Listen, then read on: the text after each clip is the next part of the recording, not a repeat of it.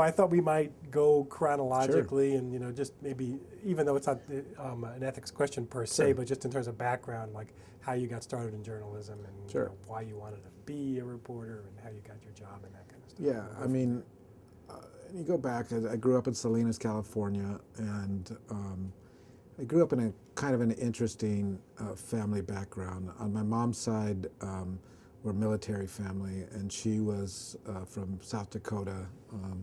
Her parents were Russian and French immigrants. My dad's side were immigrants from Mexico. My grandparents originally came across the country illegally. They got their green cards, moved from El Paso to Salinas to work in the fields, and we're one of the first really Latino families to settle there in the 1930s. And so we have long roots in Salinas, originally working in the fields as many Mexican laborers find out. My mom met my dad on a blind date, and he was a high school dropout. She was a high school honor student, and it was very controversial. White woman, Mexican at that time, and they actually threw my wife or my mother out when she told my grandparents that she was going to be the wife of a Mexican. And so she actually got placed with a Mexican family. My grandparents on my dad's side lived in the United States for 50 years and never learned how to speak English. So all of their circle were Spanish speakers. So in those days there were long courtships, so she placed them with a Mexican family. And she lived with that Mexican family for 2.5 years and learned totally acculturated. And so even though, my mom we've made her an honorary Latina. And so she's been a real stickler for education. Her mother was a teacher, so she got me reading at a very early age. My dad, as I said, was a high school dropout, and when I was growing up, he was a garbage man and kind that carried the cans on their back. That they didn't have the lifts then. He had to go in the back and empty them. And so we came from a very working class family, but my mom stressed the education. My dad was a great leader, actually, ended up moving up in city government to a mid-level position, did very well. But so I had that kind of influence from my mother saying you need to study, you need to do education. And so she played games with me of being a reporter. And the first game that I played was being sports reporter, covering, listening to radio broadcasts of the San Francisco Giants and writing down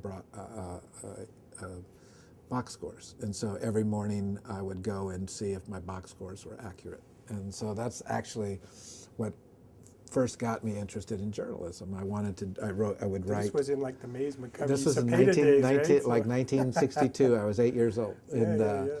And so it was Mays McCovey, their first run at a World Series. My mom would listen to the games with me. I'd write up my little stories, and she'd correct the stories. Used to read a lot. They used to have book report challenges in my elementary school. And I was fortunate.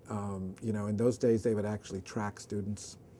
And most of the students who were Latino in my school got tracked in the slow class. I got tracked because of my mother's influence. I got tracked in the high class, and so I would read more, and they would push me to read. Through reading, I really liked journalism. So I get to 8th grade, was made editor of the paper there at the Roundup, it was called, and so I was really attracted still to sports writing. I mean, that was kind of my passion. Went to high school, didn't take journalism for my first 2 years, and my junior year I decided to take journalism, and after the first edition I was named editor of the paper. They didn't have an editor the end of the year, so for the next 2 years I was editor of the paper, did really well. But something that was happening in Salinas at the time was that Cesar Chavez was starting to organize the United Farm Workers. And, I was in this really unique position. And the position was, I'm the grandson of farm workers. My cousins were members of the United Farm Workers. And that I was throwing passes to on the football field were the sons of the growers, and the girls that I were dating were the daughters of the growers. So I was going through this very unique perspective of, at the same time, we're writing about some of these issues in the Salinas High School newspaper, The Flashlight. So did very well, won some statewide awards in journalism, but still was undecided in my profession. And my senior year in the spring, I was sitting at home one day, and I got a call from the editor of the local paper and said, "How would you like to come to work as a copy boy at the Salinas Californian?" At the time, I was working at El Charrito Market, which was a Mexicatessen tortilla factory, everything. I was really bad on the tortilla line. If you ever saw I Love Lucy, which you had the chocolates and they were for the place, that was me on the tortilla line. They'd hit the ground and pick them up, look if anybody was looking, and then stick them in the plastic bag and try to seal it. So I didn't think I had much, promise there, but they asked me if I would come to work at the Salinas Californian. And again, So they knew your work from the high school paper. yeah, they knew my work for the high school paper, and this is the other connection. The editor was the son of the presiding judge of the Superior Court, a man named Eric Rizal, who's a lifelong friend, still see him regularly. And Eric, my aunt, my dad's sister, had been Eric's nanny and family maid growing up. And he really loved my aunt. And he said, "How can I repay Maria?" So, Rick. So he called me up, took me under his wing, and it turned out to be magic. I mean, I'm 18 years old, and there's nobody on staff other than Eric who can speak Spanish. So I'm taken to translate on this world important story of Cesar Chavez and the civil rights movement of Latinos that's breaking right there in the Salinas Valley. So, I start stringing, doing side stories, even though, I'm totally untrained, other than a high school newspaper. And I had a great high school teacher who inspired me and really taught me some basics. But I'm covering stories. I'm stringing I did some assisted stringing for the Washington Post, Associated Press, writing when people didn't have time. And I'm totally getting into the journalism profession. And so instead of going to a 4-year school, I was so hooked by journalism, I decided to go to community college here locally, worked 35 hours a week while I was at the paper, continued covering the story, and then I transferred to Stanford at the end of 2 years, would come home on weekends to work on the story. I was just bitten by the bug, and when I graduated from Stanford, I went back and covered some more. So, long story, but that's how I got into journalism. So if people, reading was really important. My mom's pushing was really important.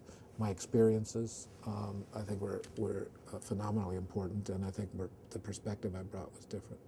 But you're mentioning Cesar Chavez immediately raises a question, that's an ethics question, Sure. which is how, you must have been paying attention to, in general, how the farm workers were covered, in the press, nationwide, in California.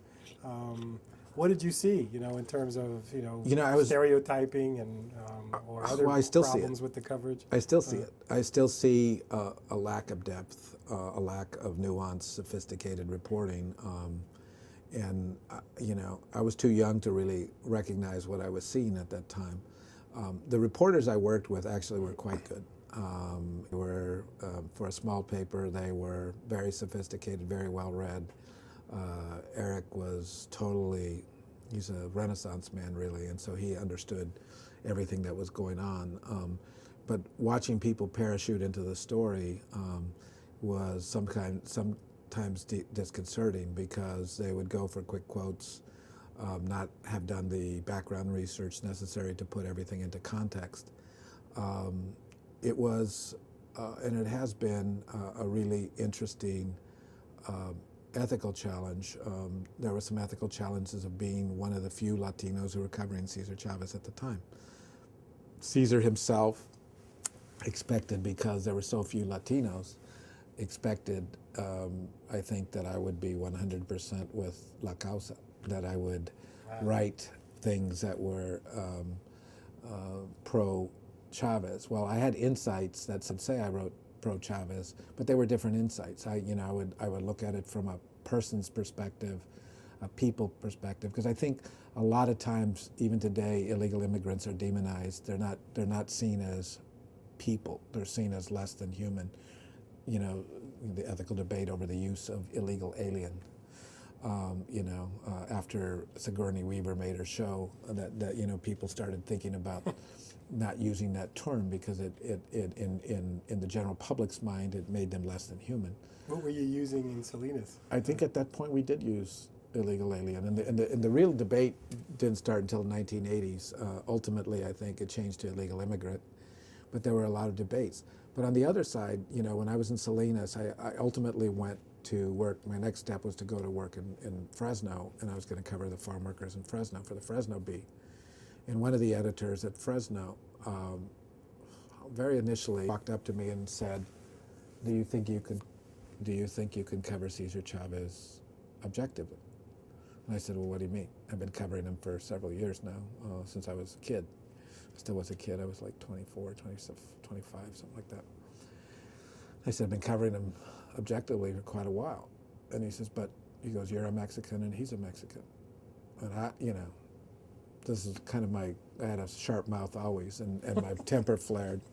And I said, "Can you cover Dan Whitehurst objectively?" And he said, "What do you mean?" I said, "Well, he's white, you're white." And you know, the guy looks at me, and you know, I said, "Okay," I'm thinking in my mind, "Okay, you're fired. I mean, this is like your second week on the job, and either that or you're going to get labeled troublemaker." And I said, "Okay," I said, "I understand." And he let me, and you know, that never got raised again.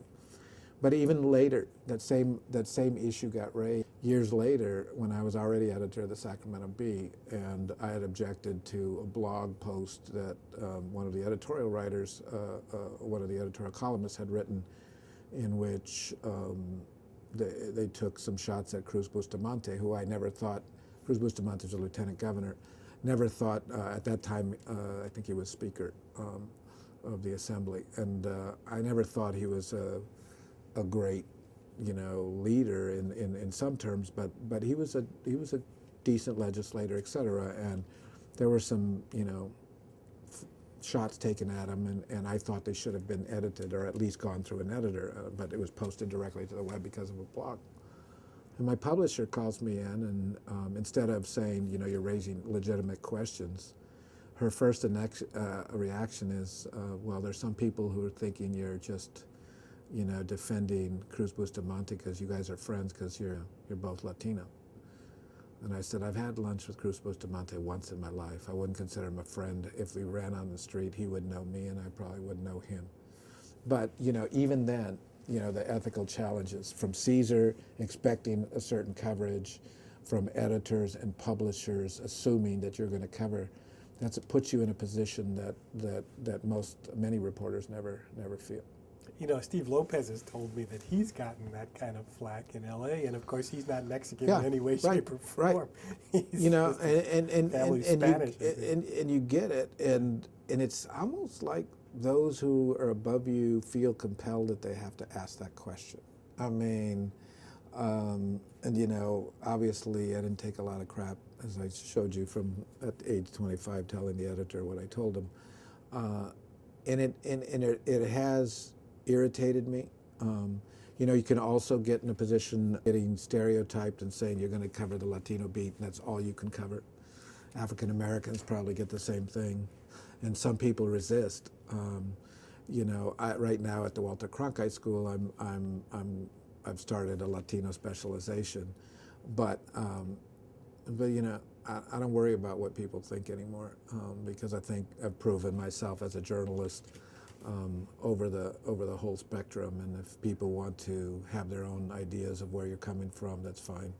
Could you talk a little bit about, just summarize why, you know, the Cesar Chavez story was an important story, just because I think it's receding into the past and a lot of people might not. I mean, the Cesar Chavez story, I mean, when you start talking about it and the lasting impact of what he did was mainly a civil rights movement more than a labor movement.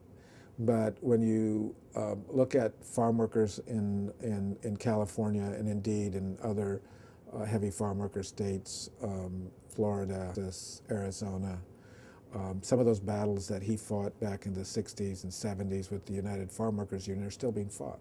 I mean, they've never been rectified. But what you have, you start thinking about farm and food. farm work is very difficult. I did it as a kid, not extensively. I worked picking strawberries for a couple of summers, and I didn't eat strawberries for like 3 or 4 years afterwards because I could still smell the stench on my hands even then. But it's, you know, it's stoop labor. It's bending over. It's at that point when I worked, there were no places in the fields to go to the bathroom. There was nowhere to wash your hands. I still remember my brother and I picking strawberries one day, and a crop duster came without any warning and sprayed us all with sulfur, and we were all yellow. I don't know what lasting impact that would happen. But those are the kinds of abuses that were taking place and regularly, you know, with no question. Cesar Chavez, most of those workers were Mexican, although the first farm worker organizers were Filipino. And so Cesar was a community organizer at that point, working in San Jose. Grew up in Arizona, born in Arizona. And he decided that you needed to unionize farm workers. And it was a difficult position to unionize farm workers because many of them are undocumented immigrants. They're, you know, here illegally. And so how do you get somebody who is here illegally to actually confront powers that could have you deported? I mean, but the conditions, you know, so he was more than anything a charismatic leader for the time who came and started to say, we need to confront these situations. We need to confront the low wages. We need to have toilets in the fields. They need to get breaks. If you're working in the San Joaquin Valley where the temperatures can, you know, easily go into the 110s and above, you need to get, you know, water brought out to you. There has to be some kind of human compassion for workers to go with this. So at that time, you know, you're talking about, you know, civil rights movement just happening at the tail end of it. You know, civil rights assignments have been done, so there's a public consciousness already in place, and the timing was right. And he started organizing Latinos, mainly, like I said, Filipinos, Latinos, other workers throughout California, Arizona, some in Texas, but mainly California. It became a movement. It was a civil rights movement rather than just a labor movement. Labor concessions, higher wages, all of those things ultimately were won, but it became a rallying cry. And Cesar Chavez in many states has become a folk hero. You know, Cesar Chavez Day is celebrated in Arizona now. It's not everybody celebrates it, but it's a holiday. California, there are streets named after him, and it's because he was a leader at his time. The lasting impact of you know, wages are higher. They're, you know, but in some places they're still sliding back. You know, the union stopped organizing the fields per se, and they ended up going into very political, kind of a political mode where they would support candidates and bring out people to vote, et cetera, et cetera. So it shifted their emphasis, and some people thought that was a bad move, and so they never fulfilled their promise. But there's a legacy there that was built, and so it was an important story for the time. So when you think back to the coverage, both on, you know, California TV stations, national TV, and you know, the California papers, large and small, San Francisco, San Jose, LA, Sacramento. I'm curious to know, first of all, like how often when you were out covering the same story, you know, the reporters spoke Spanish, and also whether you thought the coverage was even-handed, whether it was sympathetic to Chavez, whether it was. I think by and large, the reporting was decent, particularly by some of the reporters that were regular. Ron Taylor from the LA Times was a good reporter, but probably I would say that he was more sympathetic to Chavez than not. Later, I think people, including me, wrote some very hard criticisms of Chavez about having retreated to the mountains and not organizing in the fields. But early on, I think the coverage was generally sympathetic because you see people getting beat up with baseball bats. You see, you know, Teamsters coming in with burly guys and, you know, beating up on people. You know, you saw, you know, sheriffs and others clash. You saw, you know, almost in some of the counties in the valley, there was almost a reaction, a police reaction against the UFW and against the strikers, and all of that's documented, and people, you look at it, so it tends to be, in a way, it was the same kind of coverage that that Martin Luther King had generated in the civil rights movement, and Caesar wasn't nearly the speaker or whatever, but he was a charismatic leader, somebody willing to stand up and be counted.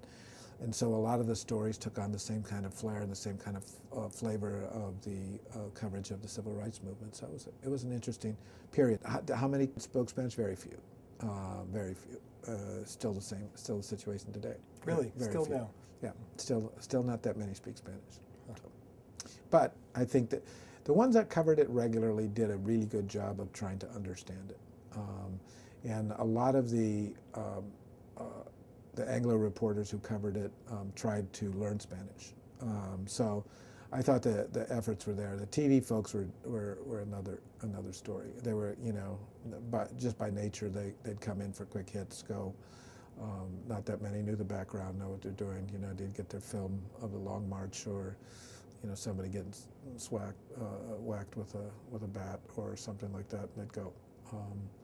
And so the context and the nuances and always wasn't there. But a lot of the stories that I saw were good. The quick and dirty ones, AP, sometimes rewrites, etc. In those days, they just kind of took whatever they did and they rewrote it. They didn't have much depth, but the people that did on depth,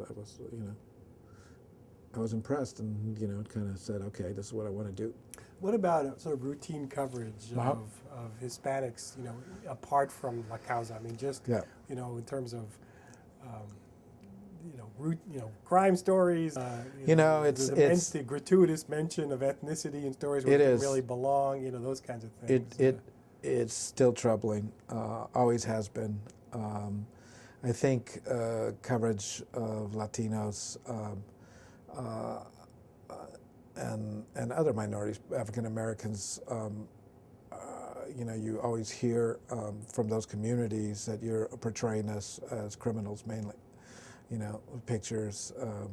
And then when you try to make difference as an editor, and I tried to make a difference as an editor, I'd say, I don't want just, you know, crime, the suspect was a Mexican American. How do you know? A description like that. I said, give me some identifying factors. Dark-skinned, is he speaking Spanish? They have a scar on his face. Same thing with African American. You know, everybody, and we'd get calls all the time from people who wanted to say that, you know, well, you did a description, and I bet you that the suspect was black or the suspect was Hispanic, and you just didn't want to put it in because, you know, you are who you are, and you're holding those up. We had those debates internally.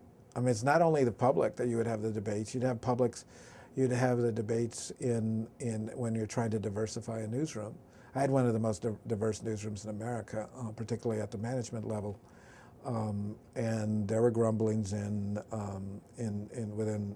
my own ranks. I remember one sports writer. I had a Latino sports editor, a Latino sports columnist, a Latino deputy sports editor, African American assistant sports editor, and the sports writers would call the sports staff the Rick's Mexican Mafia. And so, I mean, you know, you would have that. Racial tensions exist everywhere. I think newsrooms, people can say that newsrooms are, generally liberal, maybe, until, you know, people start looking for reasons why some people are getting promoted and they're not. And so, you know, you have those questions, those ethical questions. that are bound by how you're making decisions, what they bring to the paper. See, I always think that a diverse staff brings different kinds of stories to the paper.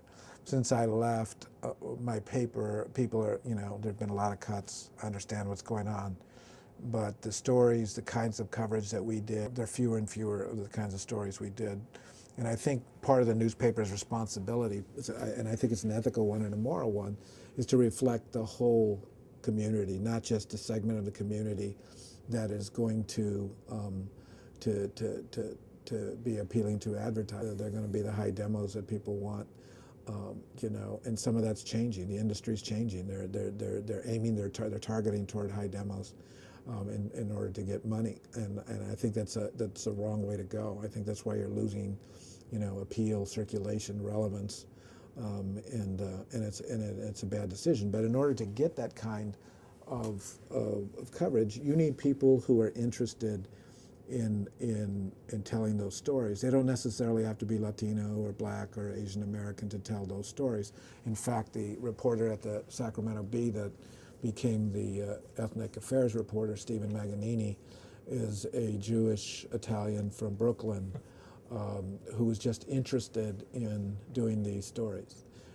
He tries, he'll do things like sit in sweat lodges with Native Americans to gain their trust, or he'll go spend nights on his own without writing a story with Hmong elders as the shaman to learn what they're doing. And part of that, I think, is a community responsibility of the newspaper, is to let them know who their neighbors are and why they're doing what they're doing. And I think some of that's going to be lost in this new era of cuts that are necessary because of the finance. But if you don't have people in charge that don't understand or don't value those kinds of ideals, then you're not going to get those kinds of stories. So how do you figure out as an editor, you mentioned a guy who's sort of an outsider doing stories about communities, and there are advantages to that because sometimes outsiders question everything, right. And they don't make, they don't have all this, but when you're new, you ask all kinds of questions. If you're a part of the community, there are a lot of things that doesn't even occur to you to ask. Right. On the other hand, insiders have all kinds of insight and asks that are advantageous as well. So how do you juggle those two? Well, I think you made a really good point. You're new, you're asking different questions, and you're asking the questions that many in your readership would probably ask themselves because they don't understand. One of the things that I tell students now is to look within yourselves to try to understand stories that you may think they're not stories, but they're really unique, and you bring a perspective that can illuminate your world for others. And so when I was choosing Steve for that, I took a lot of crap internally because they said, okay, there's a very high profile position under you. I was managing editor when I did this, and it's going to be a very high profile position, and all the African American, Latino, and Asian American applicants were ticked off because, like one of them, I said, here's an opportunity, you do that. And I said, he brought a passion to it that I think will serve everyone well. I mean, when I talked to the others, they were very well versed in one. Latinos were versed in Latino perspective. African Americans were versed in African American perspective. I wanted this writer to look across the whole spectrum, and he brought something that I just, you make a decision. It's a judgment call. Turned out to be the right judgment call. I mean, Columbia put him in their Hall of Fame for diversity coverage. He won the ASNE Writing Award for diversity coverage. He's done a terrific job. He's still there, but he's covering that plus other things. But he's done a really good job of covering the community. He made inroads into the Muslim community. I think it's really important that you reach out into communities you don't know. The Muslim community, when I was managing editor and later editor, were very angry over the way they've been portrayed in the media, particularly after 9/11. And they actually had a contingent a couple of times came in to talk about their coverage and how they'd been portrayed in the Sacramento Bee. God, and some of it was really bad. I mean, I remember a political cartoon that was really bad that I was managing editor then, and I was at a conference in Orange County, and the editor called me up, and it was like 3 weeks after I became managing editor. Said, "You need to come back. We got a firestorm going." So I left right in the middle of a conference. I was on a panel. I left the panel right in the middle of the thing, and caught a flight home and had to go deal with this large contingent of angry Muslim community. And I thought they had a right to do that, and I think being an editor is to listen to what the community's saying and then to judge whether or not, they're accurate, or you're just being politically correct. But the Muslim community afterwards, when I left to be, they actually threw me a huge going away party. So this instance you were talking about, Yeah. it was a cartoon, It was a cartoon. So what could you describe? I was trying to remember what the cartoon was about. I don't, but it was a cartoon, and I can't remember what it was about. I'm sorry. But we had a really big, but there was other ethical challenges. I mean, photographs have presented ethical challenges, and one, I remember another photograph that caused a huge uproar, rightfully so. And the captions over the photographs had misconveyed what a story, a picture that was kind of innocent. It was a Halloween picture, and we had this really cute picture of a young girl, a white girl, dressed up in her princess outfit with like angel wings, and then we had powdering her face was a young black girl who was dressed in what appeared to be like a maid's outfit, right? And so it was an innocent picture. They had great chemistry in the picture, but the headline they put over it, the caption they put over it was something like "getting in roles" or something like "getting in the right roles." The right. Something like that. It was something like that. Getting in character. That's what it was. Getting in character. And they're trying to do a play on a character. And obviously the African American community went nuts, saying, "What are you saying? The character of African Americans is to be a white, is to have a white princess and to have a maid be that." So, we had a series of issues like that, ethical issues, and you learn from them all. I mean, I learned to end up reading, somebody who's writing a innocent, and I believe it truly was innocent after talking to the guy that wrote it, a Latino, and he never thought of it. So I started reading things differently. I mean, as an editor, you even read headlines to make sure they don't have innuendo that you don't want people to write, or you end up on, Letterman or Leno with funny headlines. So, there's a lot of things. I mean, editor, images are important, headlines are important, choice of words important. Intentions might be good, but people don't read into your intentions. They actually read into those words, and try to guess what your intentions were. And a lot of times when a community hasn't been covered adequately or fairly over a long period of time, the wrong connotations can be taken from those words or those pictures. Well, one of the things we talk about a lot in the ethics classes are the importance of newsroom conversations. Right. Like, don't just have one guy, writing a cut line or something like that, and nobody else looks at it, and then you see like it blows up in your Sure. face. So, I was wondering if you could think of instances where those conversations did take place that averted those kinds of public relations fiascos, or situations where, if such a conversation had taken place, perhaps it would have prevented such a fiasco. Yeah, and I can talk about some situations where the conversations did take place, and I think we made the wrong decision.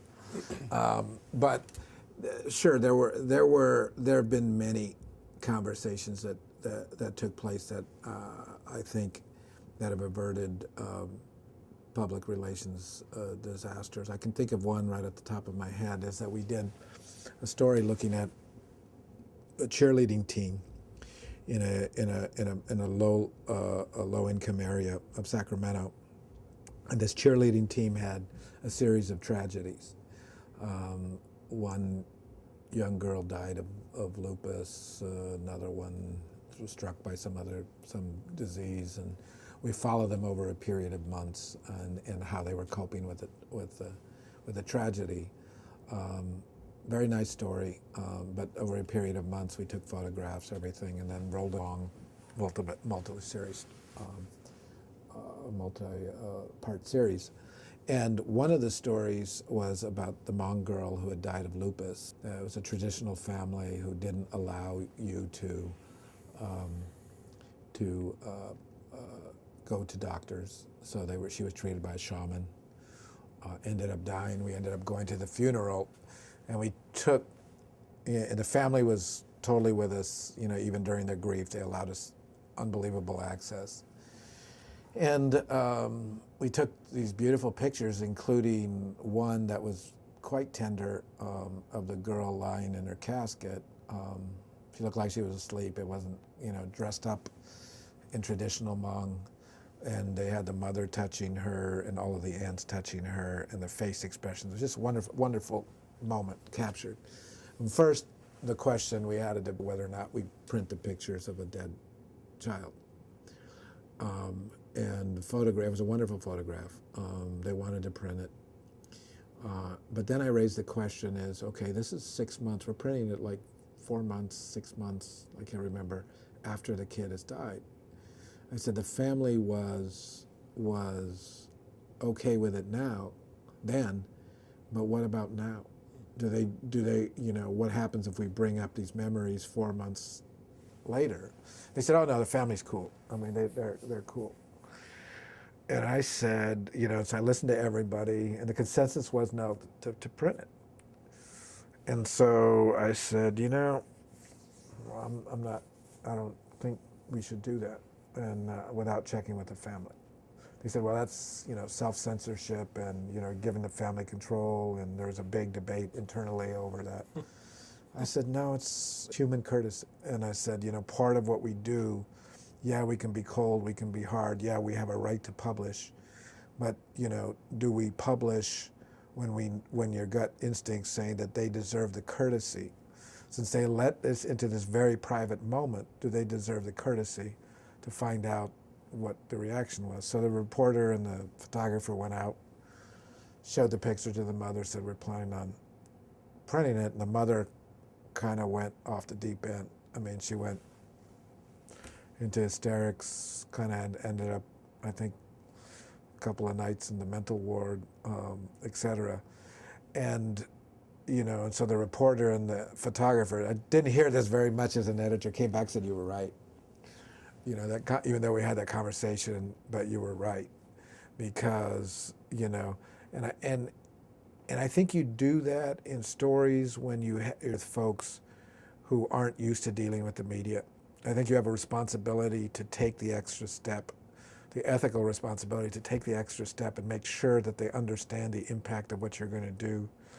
That, not only on them, but that picture or that story, that you're going to write about them is going to be transmitted to, 1 million people, and it may be picked up by other media, and it's going to live on the internet. Those images will live on forever. And so I don't think we think often enough about that, but I think that's a community responsibility. I think journalists just say, we have a right to publish.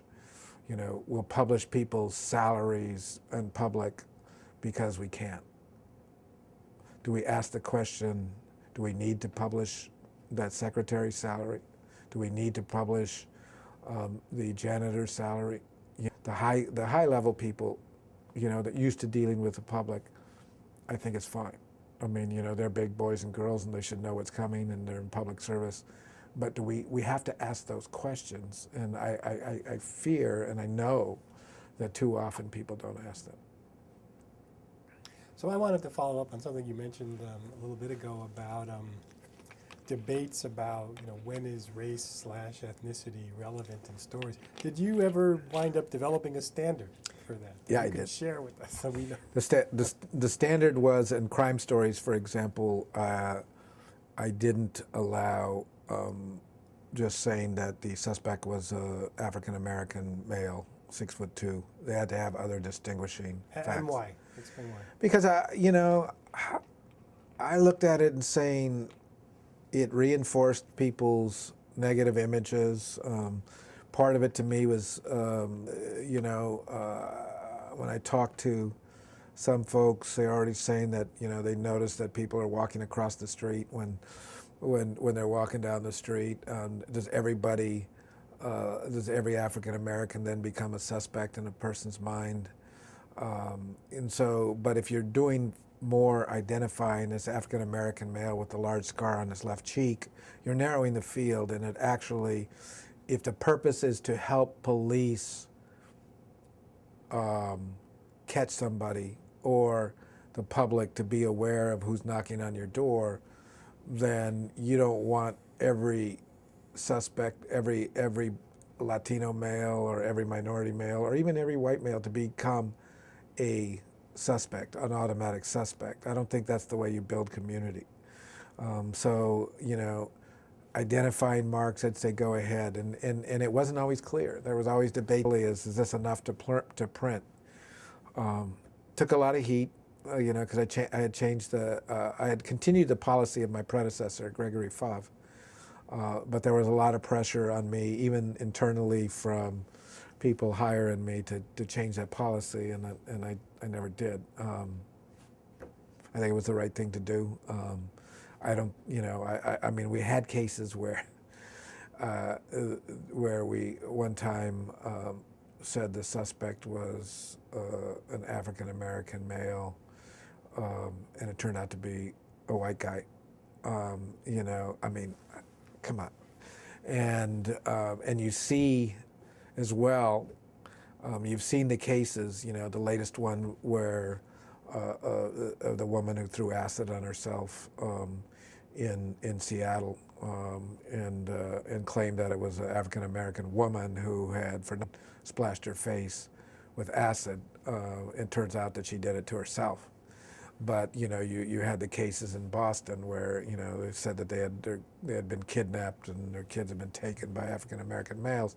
Again, reinforcing a stereotype, which was, I think, unfair, and left people with, again, these guys were saying, okay, people are going to believe it if I say that, and it wasn't true, and the public believed it. And so to me, it's got to be more specific rather than, because I think you don't hurt, I think you hurt the community building process if you take everything just at very, very low face value.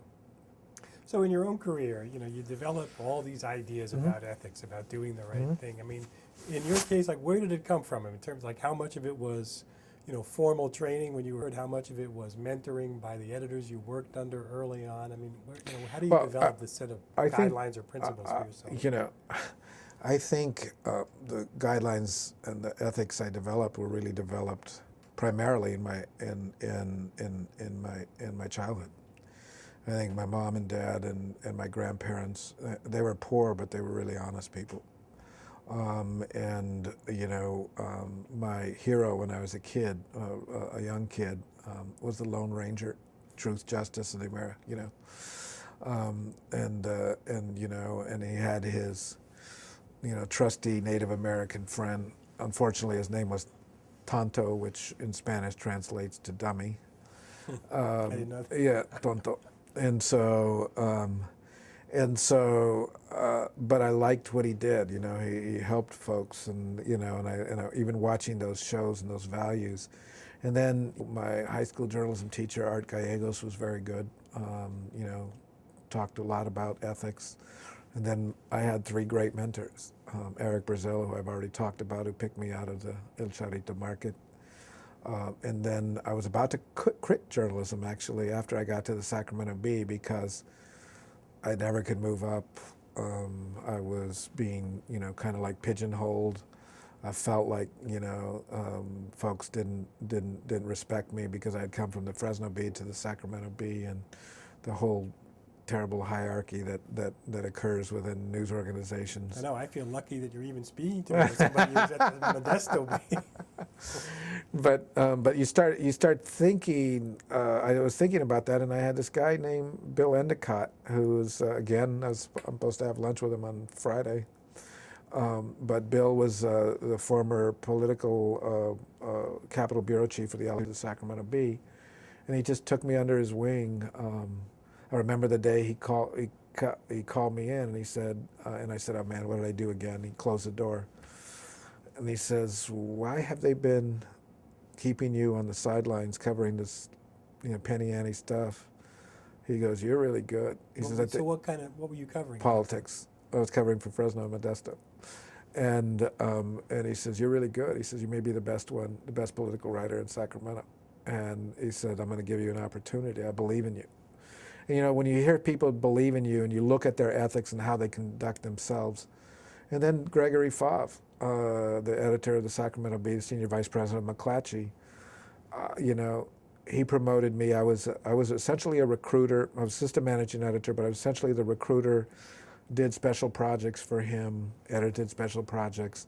It was kind of like the AME that was people do because they thought he's never going to go anywhere. He's a Latino sitting in the corner. He's never going to go anywhere. So when the Emmys job came open, nobody gave me a chance, and I didn't give myself much of a chance. But I'd never run a budget, never supervised anybody, never done a review of anybody. I didn't have anybody reporting to me.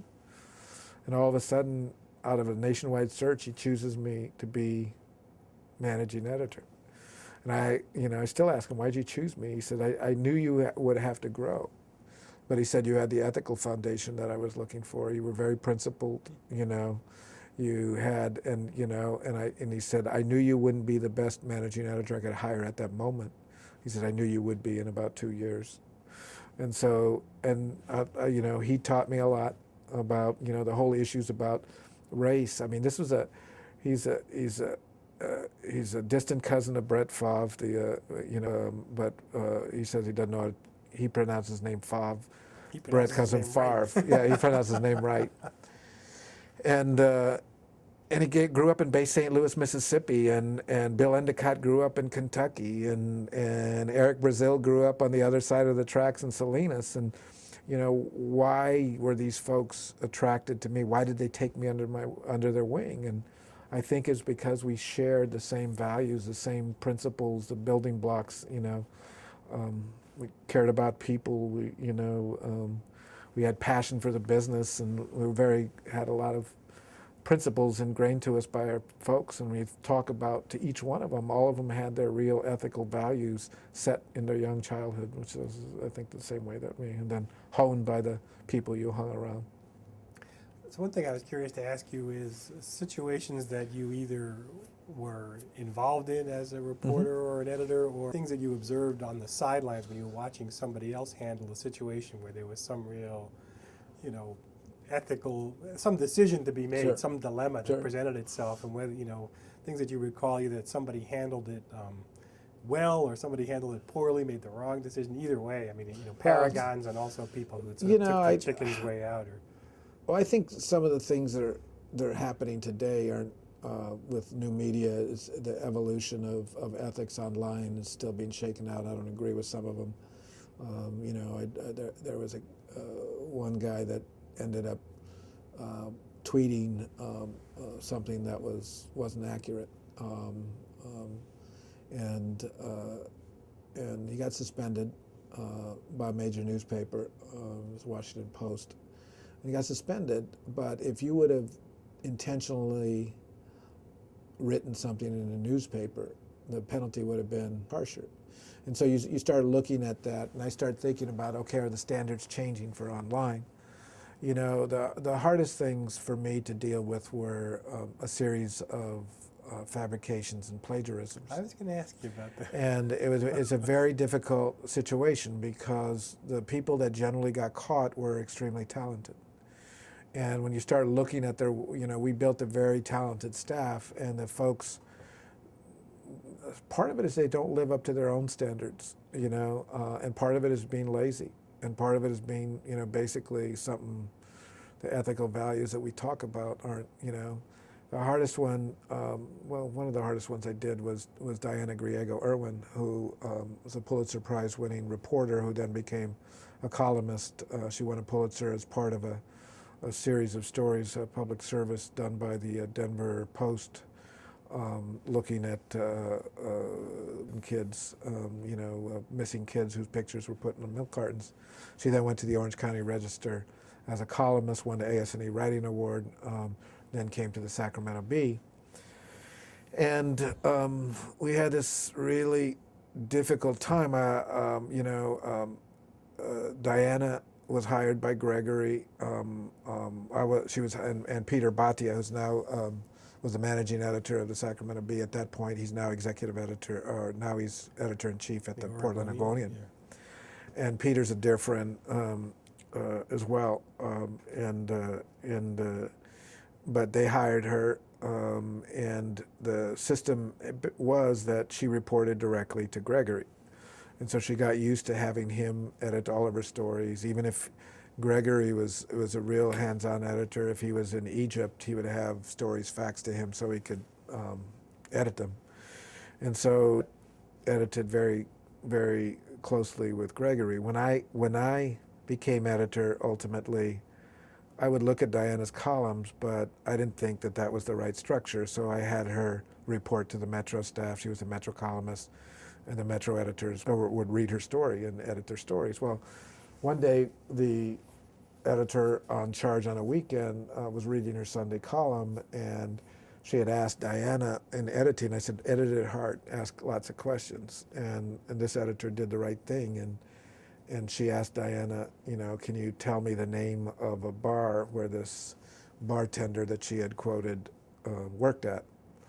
And Diana says, well, I can't remember. And she says, well, you don't remember the bar? You didn't write it down? She says, no, I didn't write it down. I was in a rush, you know, having this. And she said, well, can you tell me what area it is in town? And she told her the area of town. She says, well, I don't see any bars in that area. Could it have been this bar, this bar? And she says, no, it wasn't that bar.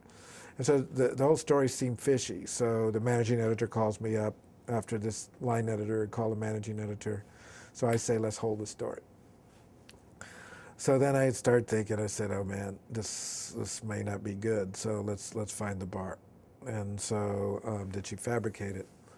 So I sent the assistant managing editor from Metro out, and he spent like 3 days going to every bar in the area that she said she went to, asking, did anybody work here by this name, and did these people talk to you? Did we talk to you? Did you remember this? You know, couldn't find anything.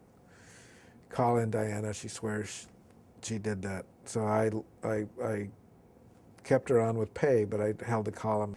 So long story short, we ended up ultimately looking into her columns altogether, found out there were cases where she couldn't fabricate, or where she couldn't authenticate, and led us to believe that she fabricated many columns from the beginning when she arrived and to the time that she ended. She never admitted to it, but so I often questioned myself because you know during most of that period I was either managing editor or editor. Should have I questioned the relationship between Diana and her editors earlier? Should we have edited her harder? Did we give her star treatment in a way that allowed this to happen? And what does that say to other folks on the staff? So, you know, I think ultimately we did the right thing, but probably several years too late, that we didn't edit hard enough, that there was in fact a star system that we allowed to happen.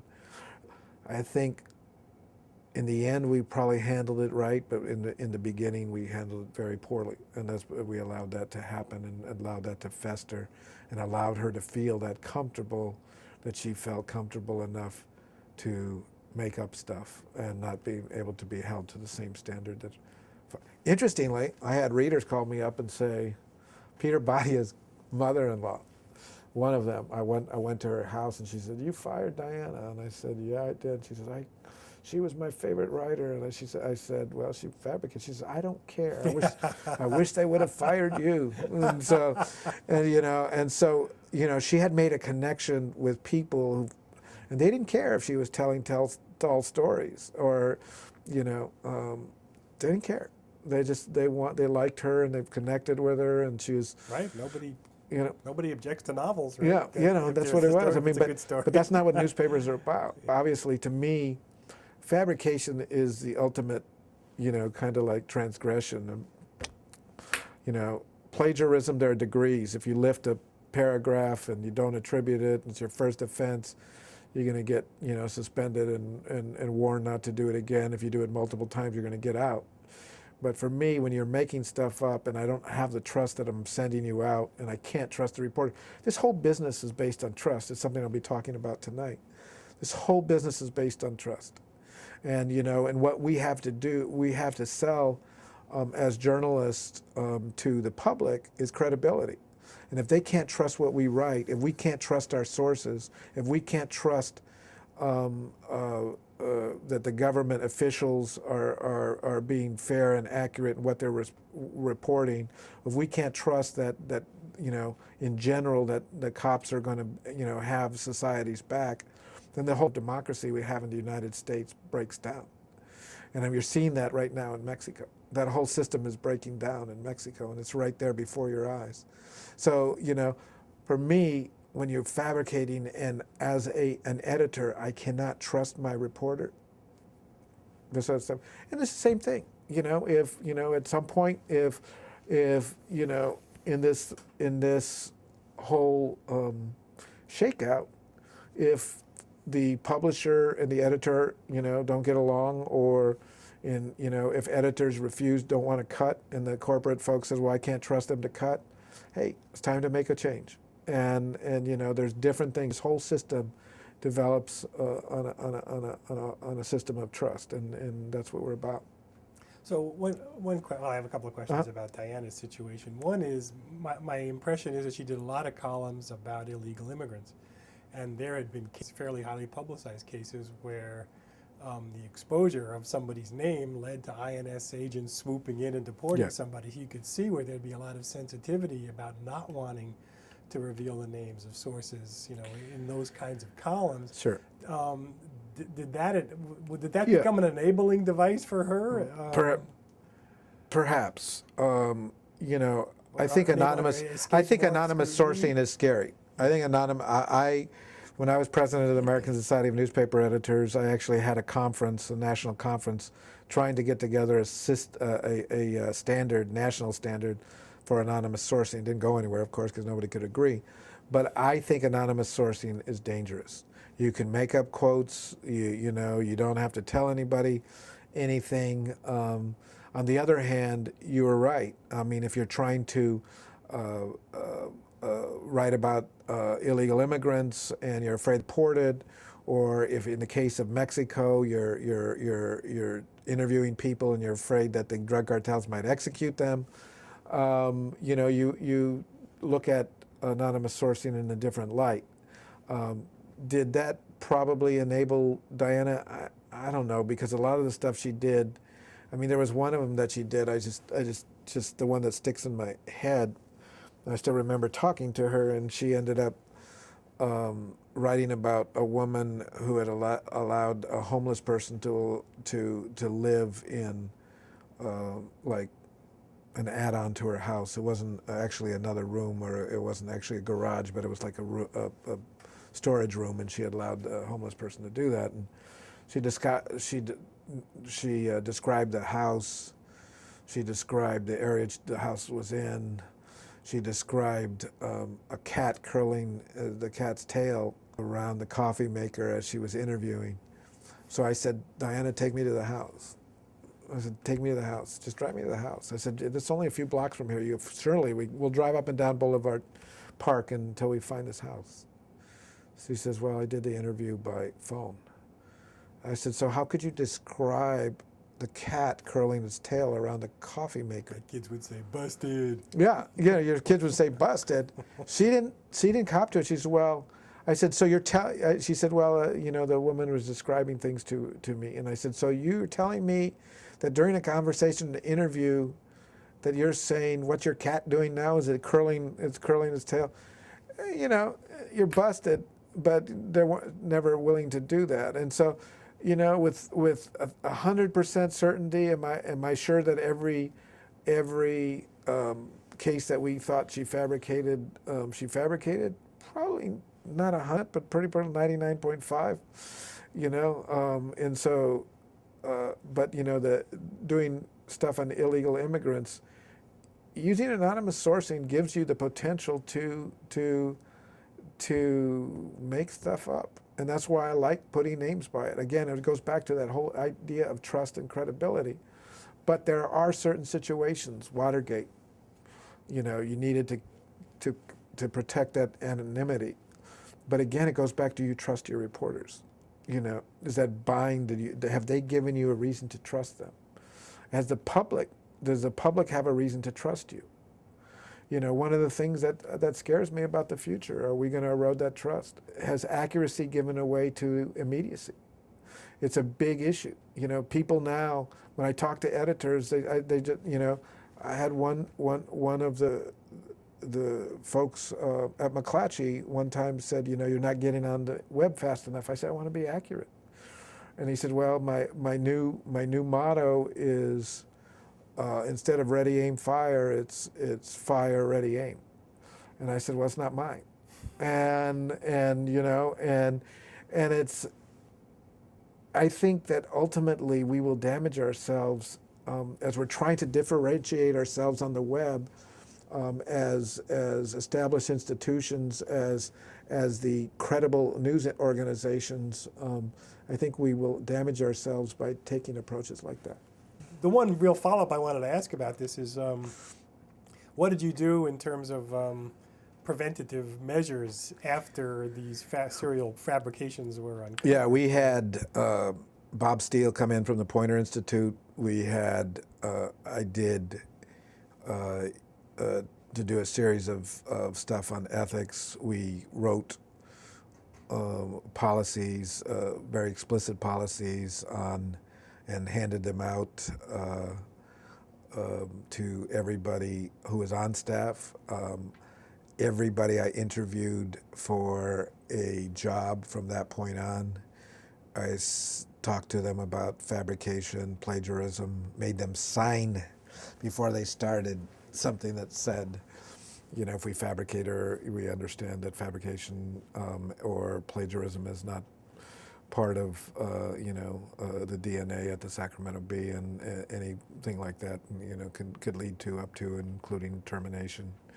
So I took some really strong both reactive steps to go back. See, this is the kind of thing that was weird, because I didn't think I had to explain that to people.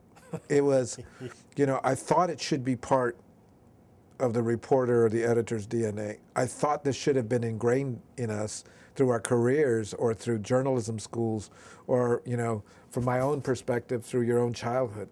I thought that's what you came to journalism about, was to be about, try to tell the truth as close to it as you could get. Yeah, when people ask me when I was reporting, Yeah. were you ever tempted? I said, in a way, the challenge of the job is to write a good story with what you have and no more. That it'd be like trying to write a 14-line sonnet in 15 lines. It's like, no, that's the challenge is to write it in 14 lines. It's like, I never tempted, but what I ended up doing is I always told myself I'm a good enough writer. If there's a hole, I'm going to write around it. yeah. And so if I don't have it, I'm going to write around it. And so, in a way, I was still lazy, but I wasn't dishonest and lazy. And so, just appalled me, just surprised. I was just surprised how many people didn't think. And then when I was, before I was a still editor, I had the dean of one of the journalism schools, a real prestigious journalism school in the country, called me and said, students these days don't see anything wrong with lifting stuff from the internet without attribution. It's a remix, man. Yeah. And I'm saying, oh, wow. Teaching ethics now is more important than ever. because it's so easy in this internet age. You have so much information at your disposal. You say, okay, I'm going to lift it. Nobody's going to ever find it. Interestingly enough, it's easier to find stuff too, because you can run all kinds of programs to look for plagiarism too. And so, students or journalists who are thinking they're being clever might end up wrecking their careers. Once you do something like that, you're pretty much blackballed. I mean, once you're fired for plagiarism or fabrication, you're gone. Even you could be one of the best writers in the country. You can be whatever. Time to go into fiction. You're not going to get back onto an organized journalism school. I'm not sure on a journalism site. Now, I'm not sure though. Is that going to change with the internet? Is that going to change with self-publication?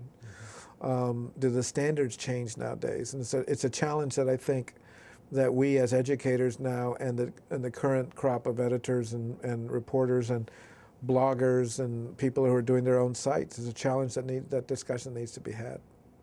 So you didn't issue any decrees like from now on everybody's got to list all their sources at the bottom of the story with contact information? And No, because I did not want to say because I didn't trust one reporter that I don't trust the rest of you. I think as a leader, if you do something like that, you're going to lose cred within your own department. They're going to say everyone just because Diana did it and they didn't catch it for 10 years doesn't mean I did it. How dare you accuse me? But then you never really know, right? You have to trust. Yeah. And then that's in the hiring process, and I did all the hiring myself. So, but as a leader, I think people are looking to you, and if you keep your own standards high, they generally will. I think it's really important, and I don't see people putting as much emphasis now with this internet age on being accurate and thorough. I see too much on being first, and that worries me. So I really do want to let you go, but can I ask you Sure. maybe to make this a last question? Yeah. I'm interested to know that once you moved into upper management, Uh-huh. you start to get into the crossfire of things that are good for the newsroom aren't necessarily good for the boardroom, and Yep. did you those pressures? Were there any real pressures exerted on you? That Certainly. resulted in ethics problems for the paper? Yeah, there were, and I'm not going to go into the specific ones, but I think the role of the editor over the last 10 years has changed. When I became editor, and the editors who trained me, Gregory Faub, I think the role was more of a journalist's role, protecting the newsroom, being the watchdog for the community. As finances got worse in our industry, and the models start changing, I think the role of the editor became more, instead of working with the publisher, but also, the old editor would butt up against the publisher. You would challenge the publisher and say, no, we can't do that. What happened, I think, and what has happened is the editors now have become, in many cases, not in all cases, but in many cases, become an extension of the publisher. And so what's good for the business sometimes takes precedence over what's good editorially or what's good maybe even ethically. And I think that's a challenge, when you're looking for a new model and you're looking to finance, and you're maybe even on the verge of how do I survive this period. Survival, when you're pushed to survive, it changes things. And I think it's changed the role of the editor. I think the editor's become more of a marketer. I mean, it's become more of a cheerleader instead of a guardian, and the guardian of. See, I saw my role really as being the guardian of the soul of newspapers. I mean, I actually did that was what I called a part of my speech, and I did for ASNE. I think, we were the protectors of the soul, the principles, the ethics, the community, what the community needed to do, and that we were supposed to push up against what, the business side wanted to do and challenge them and have those discussions. Now I think because of the pressures people are under, editors are more expected to acquiesce automatically instead of raising questions. And I think that over the long term will erode credibility, the credibility and the trust. Hopefully we'll get them, that we'll return to that we'll be able to do that when the financing and the economy stabilizes and people get back on the road. But I think we've gone down a different road. We've gone down a different path. Could great editors of the past now who were, old curmudgeons who ended up, fighting back against publishers and say, I'm not going to do that, could they exist today? In some organizations, yes, certainly, but in others, that's not the model. So should we be optimistic or pessimistic about the future of ethical journalism? I'm always optimistic, and just because, and what's giving me optimism right now is the students I work with. I mean, they're great students. I mean, granted, I get the cream of the crop. I get grad students and seniors that are really committed to journalism, but I am blown away at how principled they are, how they understand what the legacy of ethical journalism is, and that what they need to do to preserve that. It's made, when I first went over, I said, I'm going to go take a couple of years, go teach, and I'm going to go back into the trenches. I'm not sure I want to anymore. I mean, here we're building the future. We're establishing the future at journalism schools like Penn State and Arizona State and other great journalism schools across the country. And we have the ability to pass on what is good about journalism, or what has been good about journalism. And these students have the ability to translate it and to deliver the news in different ways that we never even dreamed of. So that makes me optimistic. Do I think there are challenges? Yeah, I worry a lot. I worry about, standards slipping. I worry about the paywall between editorial and the business side slipping and crumbling and ultimately eroding. But the people, which is journalism really about people. You ask people to do extraordinary things and to write about people. And the people that I've worked with are giving me hope for the future. Great. Good? Thank you.